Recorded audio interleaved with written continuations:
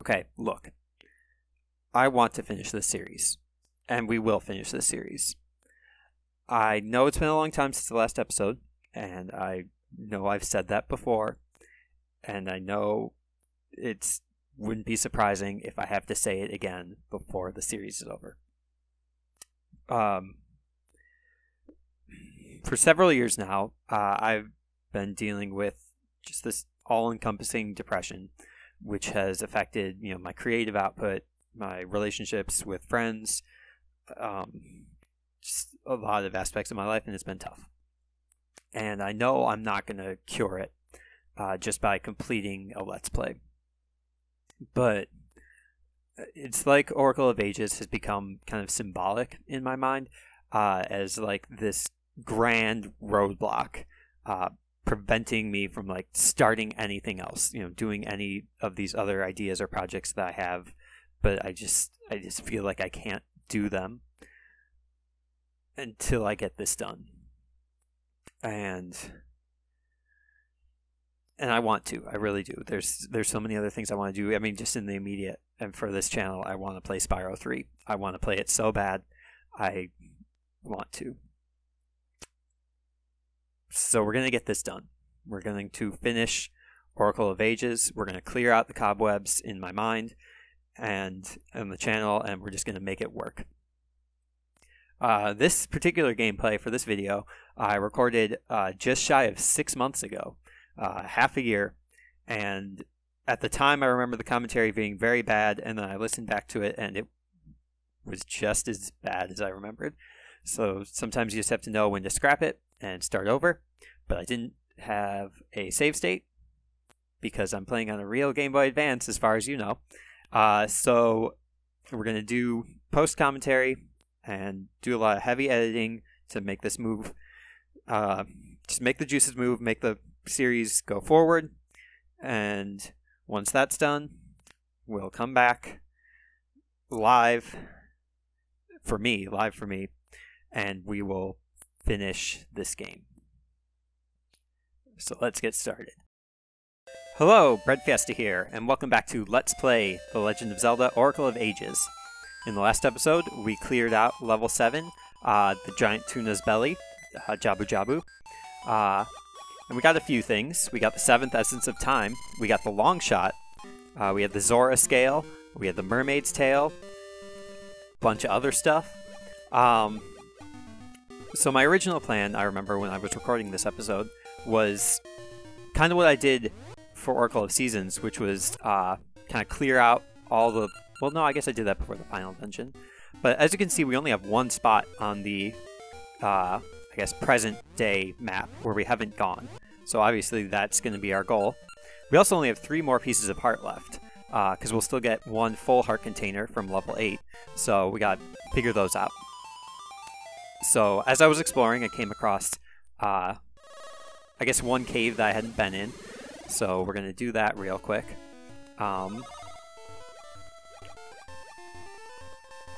Real quick, I guess. A little surreal doing commentary over myself.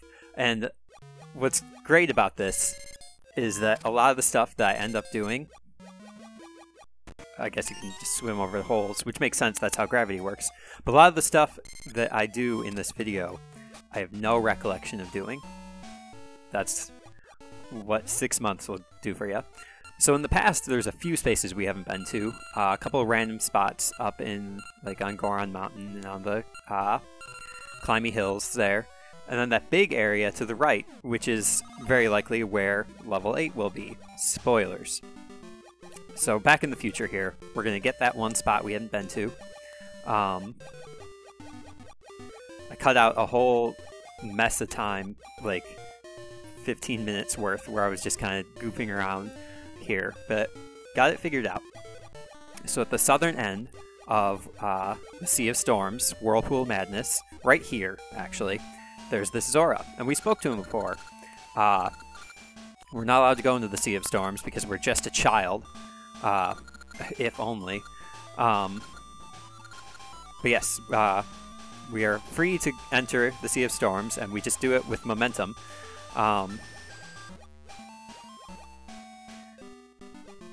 And we saw, as we were passing, there it is, that pirate ship there. So, be ye friend or foe? No way to know. Probably don't want to shoot it, maybe. For some reason I can't decide. But whatever. So there's really not a whole lot, like, in the Sea of Storms. I think there's, like, one cave. Right? No? That's in the past. Oh, no, there it is. It is in the present also. Right here. And it's got a ring.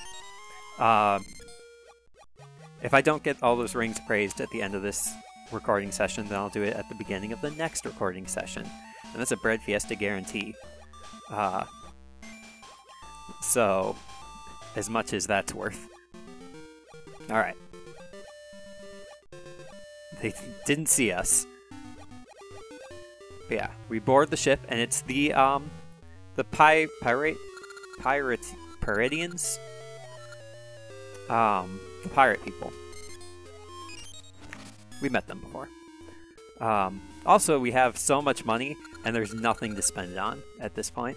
So, the ruins out east, ye can never return. Well, I wouldn't go there. It was called the Sea of No Return. Or is it ruins? Captain Crunch ain't thinking about a thing. Isn't thinking about a thing. Sorry, I let my Midwestern slang get in the way of... Ahoy! Come all the way back here from Olladrum. That was where we were in Oracle of Seasons. Olladrum. Sea of Storms. Har! Yep. It's for us. It shows that we're an adult. And you're not gonna have it. But on second thought, we kind of need it to go through the game, so we will give up our symbol, our status symbol of adulthood. Which is fine, because being a child is much better. And this I'm excited about. Partially because I don't remember playing this part, even though I just did it 6 months ago. But that eyeball is something that we've been not dealing with, but I've been railing on for the whole of the game, where at some point, level 3 on the Crescent Island was open, and we never did that in the past. But now we are. Now we're gonna.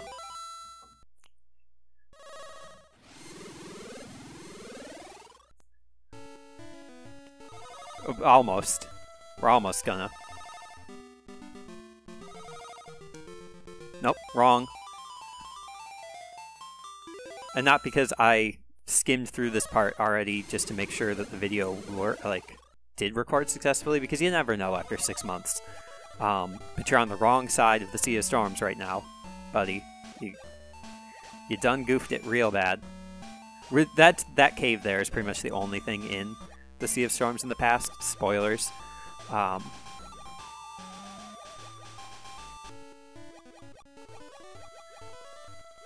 let's do it right this time.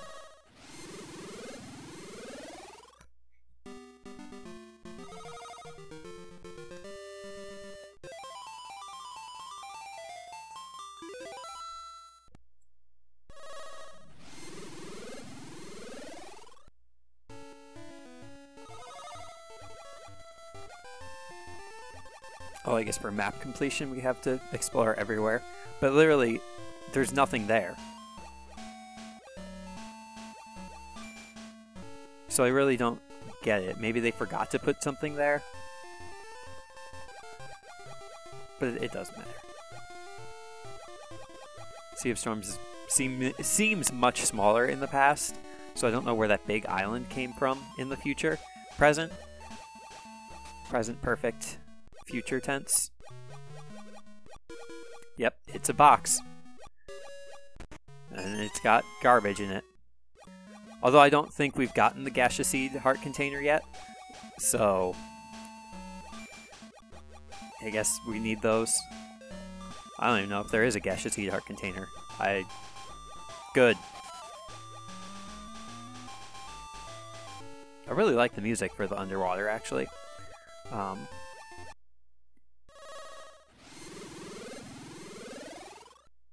not something that I feel like it's commented on too much, like Zelda music. I mean, I feel that way because I don't comment on it too much. Maybe somebody else does, but I don't.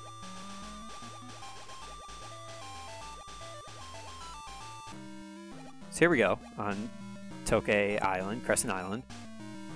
And here's, yeah, in the future, it's just wide open.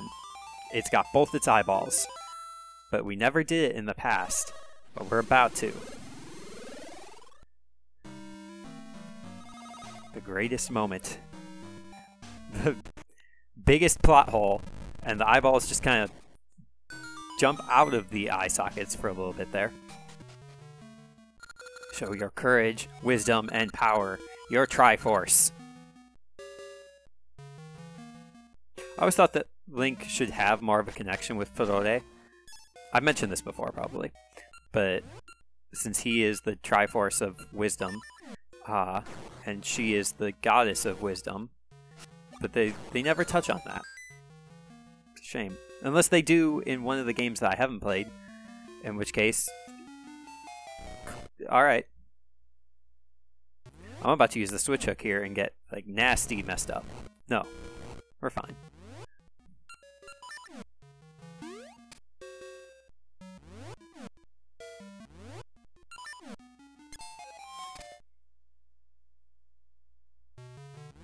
When did I get Bomb Chew?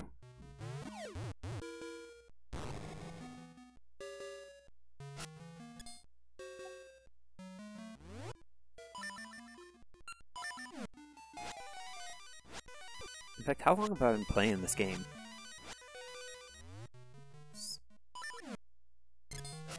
June 2016. Okay, cool. 2 years. That's fine. I don't know why I'm wasting my time with these. I don't need to kill them. They just end up doing me a damage.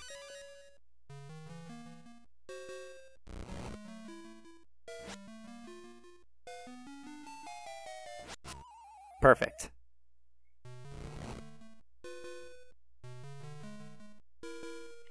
Now please just walk right by them. They don't matter. It's not like they could have gotten out anyway.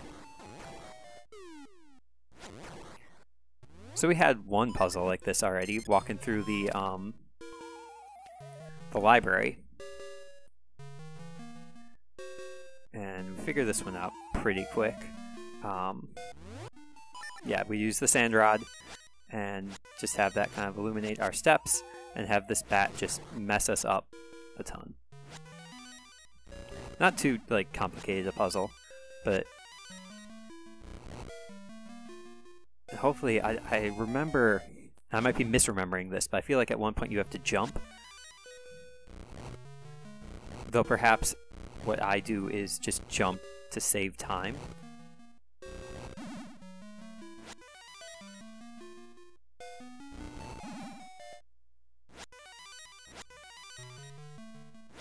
It's also so specific about where you can stand.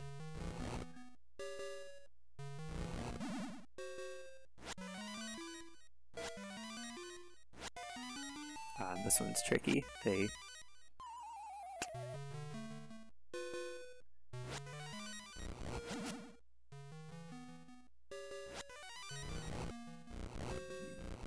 Yeah, no, I think this is the one where you have to jump in order to... Smart.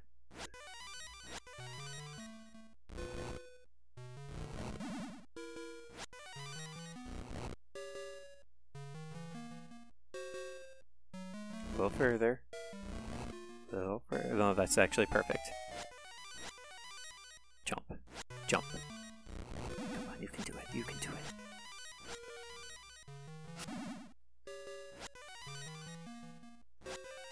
You gotta jump. You might as well jump.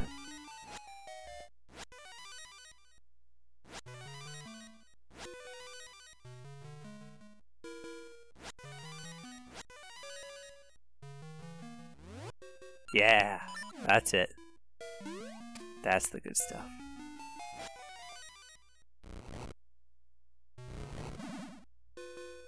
So it implies really that you could just jump around that first green rock. Just kind of hug the corner a little bit. You save yourself a bunch of time. Oh, bots. Hopefully I figured that out here. Yep. Man, am I good at video games? I'm not good at, like, playing them. But really, isn't that the only part?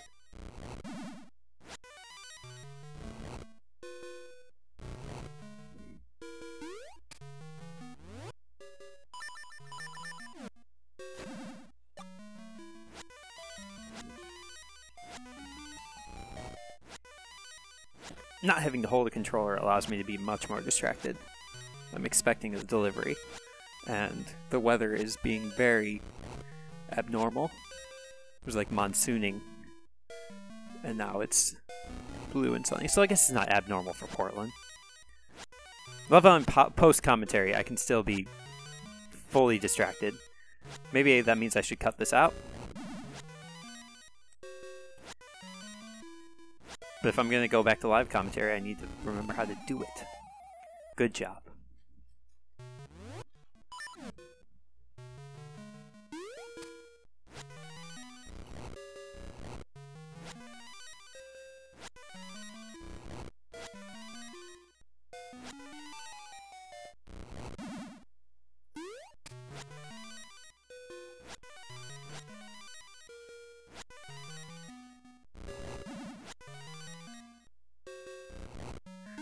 There we go.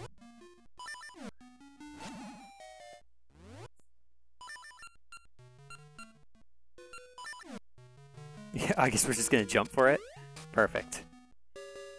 I don't think that was the actual retail price, but, you know, when it works, it works.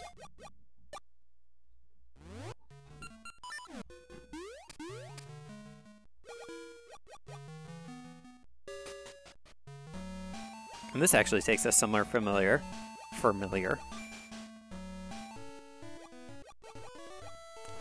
I remember trying to solve this a number of times. I probably cut it out. Just trying to figure out how to get to this little island. But we do it.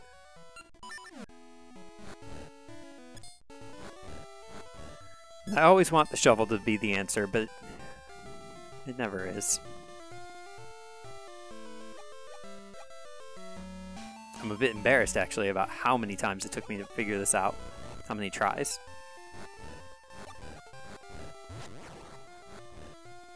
Because I feel like watching it back, it was really a one-and-done situation. But maybe that's just because I did have that lingering memory. But yeah, I didn't remember the ancient... well, not ancient tomb, the past Tokay cave. Love this music, though. In the sea of no return, where there's no water. And I also immediately recognized that statue, which just tells me what the final item is, or what the dungeon item is going to be for level 8.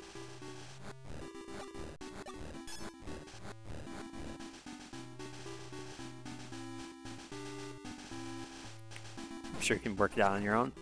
I also love, like looking back at it in post-commentary, I recognized, like, oh, I'm not wearing the red ring, I should put that on.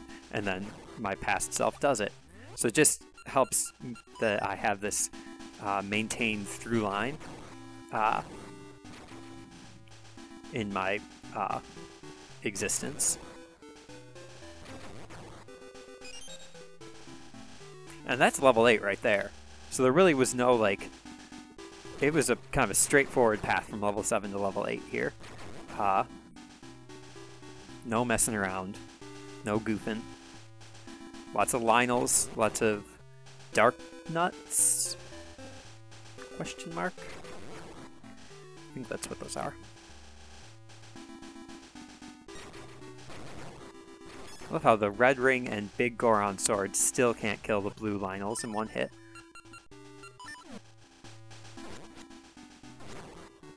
Well, I guess the big Goron sword is the same strength as the Master Sword.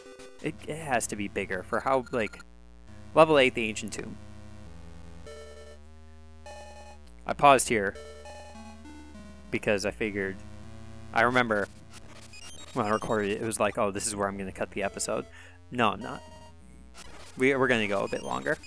You deserve it. You've earned it.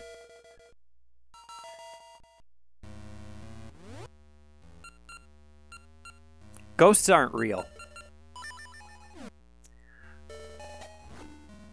Spoilers. So, let's listen to the owl. Just kidding, it's an owl statue. Open your ears to the sound of a sword against a wall. So figured this one out pretty quick. There is a bombable wall in here. And we're going to explore the entire perimeter. Or most of it. You know, the parts that we can reach.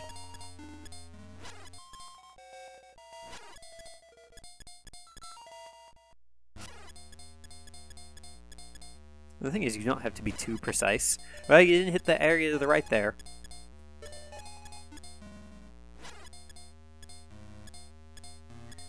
Yeah, you don't have to be too precise because it's still like kind of that.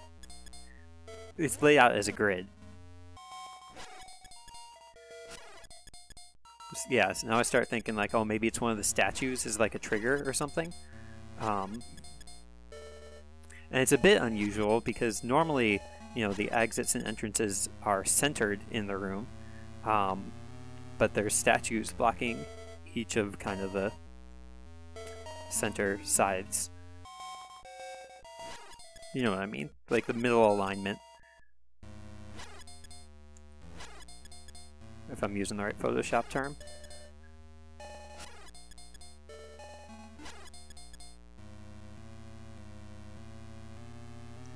Now it's like, oh, maybe you can only hear it in the darkness. It's one of those things where,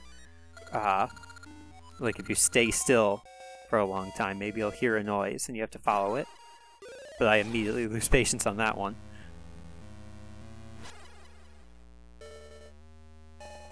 And I've got the idea to push the statues as if maybe they'll make a noise by just, you know, talking to them.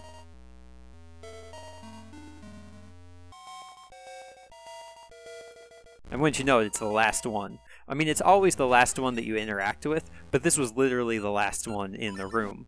So, I mean, you saw it, you were there. Now this is as far as I watched to verify that the recording worked. That was a good moment. Thank you, Floor Master. Just like a troll enemy, really.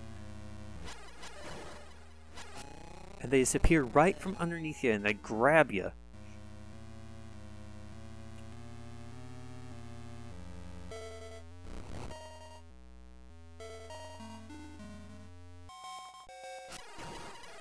Alright, no more messing around. I bet you could probably break that block. It's got cracks in it. Okay, we're safe from the Floor Masters. We got them all. Luckily we have like bombs to spare, so we don't, at this point we probably don't need to worry about losing them all. Open.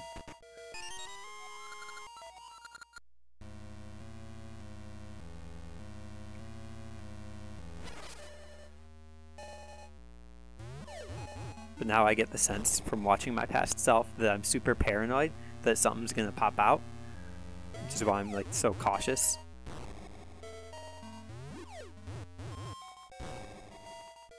And it's weird just putting a key in a room with a locked door. I remember this. It sucks. This all just came back to me, this entire dungeon. I hate it. But this puzzle is pretty easy. It's basically kind of a summary puzzle of all the things that we've learned across the game. In one moment here, I'll figure it out. So there's 4 switches that you have to hit, and first one's pretty obvious.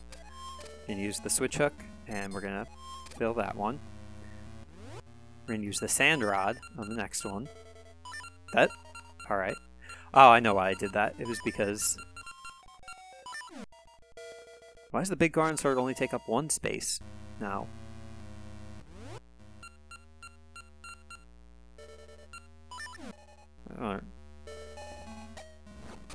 Yeah, just like that.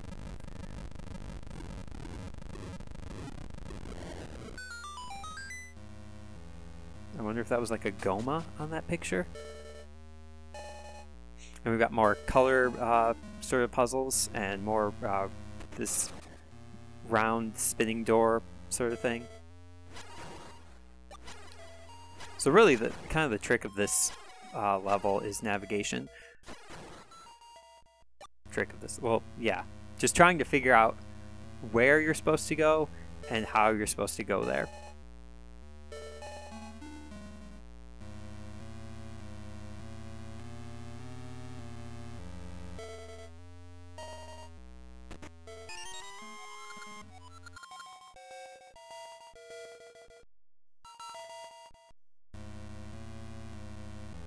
I keep confusing the construction crew outside with the delivery truck, which is not here yet. It's not scheduled to be here yet, so 45 minutes before my 4-hour window, which is great.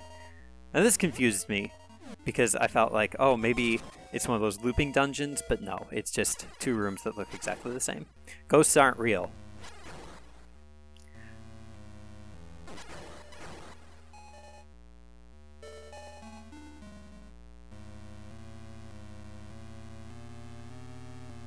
So really what would probably behoove us is try to find the map and the compass. It's probably in there. And it's not like I have any control over it because I'm kind of seeing this as you are for the first time, except it's not the first time, it's the second time, but it's the first time in any reasonable length of time for me. I just wanted to use the bomb chew just for its own... No? Okay. Because, I mean, they give you them, so why not? That was good, like, foresight and putting on the feather. Bad foresight on that last jump, but, you know, good enough. Ooh, lots of fairies.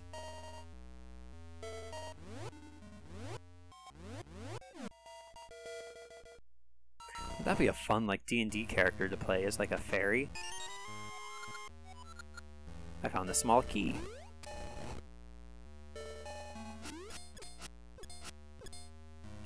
Yeah, just tank it, whatever. It doesn't matter. There's gonna be another fairy. It's fine. Have you worked out what the dungeon item is yet? I'm sure you'll be fine. I think you could hit that switch with like the sword beams, probably.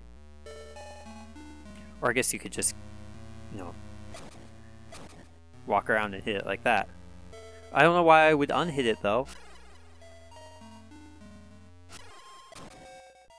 There it goes. Probably because I was like, oh no, there might be more dungeon to explore. Compass. So at least 2 more floors to this one. But as I recall, it's only like just squares. Like the layout of the dungeon is just squares. So it's not too complex, except very.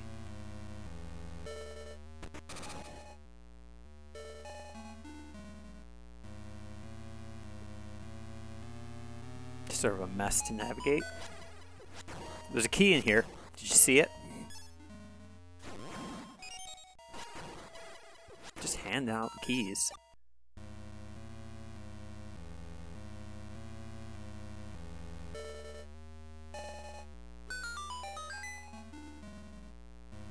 Alright, so now the circle puzzle is irrelevant because we can change the direction just by going up and down those stairs.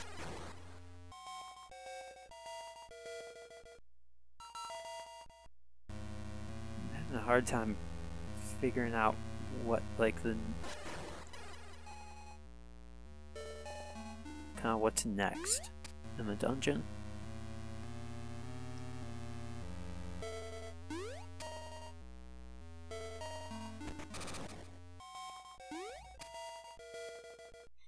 Oh, I guess, yeah. Whole new path to explore. Right there.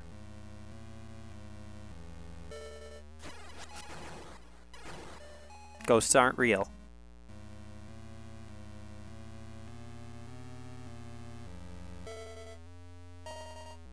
I guess, yeah, now that we have those stairs open, we can get to here. So this circle puzzle is irrelevant as well. It's just a matter of kind of getting the order of it right.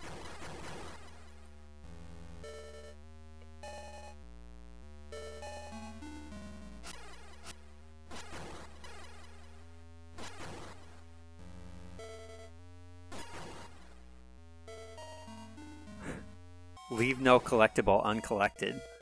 Like, we don't need any more rupees, but I'm gonna go, like,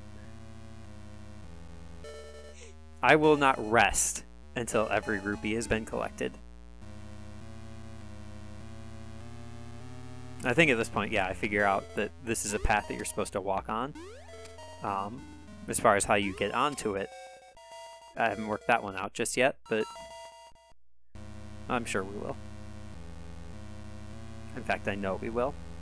Spoilers. Good. Even better. I think I was hoping for one of them lucky fairies, but... See, I told you. I knew that we would work out how to get on top of here.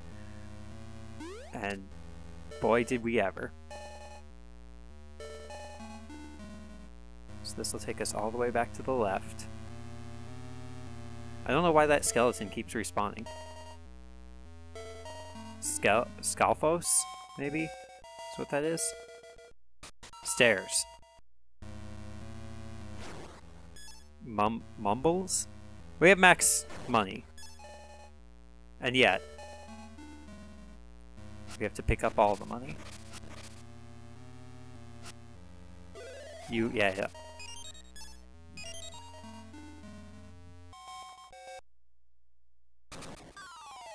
And they send the mini-boss at you pretty early into the dungeon, because there's still a lot of dungeon left. Spoilers.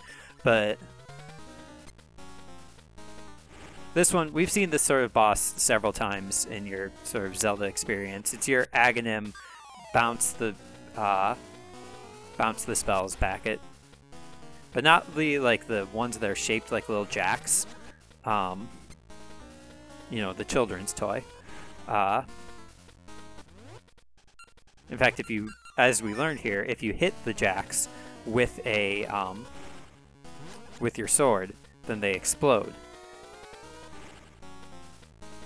But if you just let them go by, then they don't explode. So, good dodge there, though.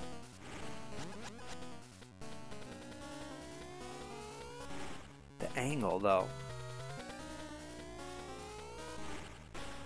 Which we figure out right here. Oh, I guess it's just if you get close to it, then it explodes. But yeah, best angle is going to be getting right underneath him.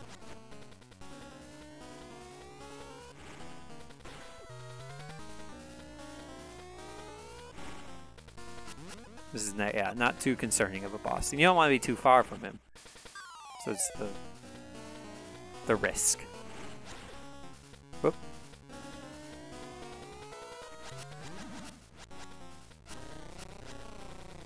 Yeah, so with the red ring, that only takes 2 sword attacks.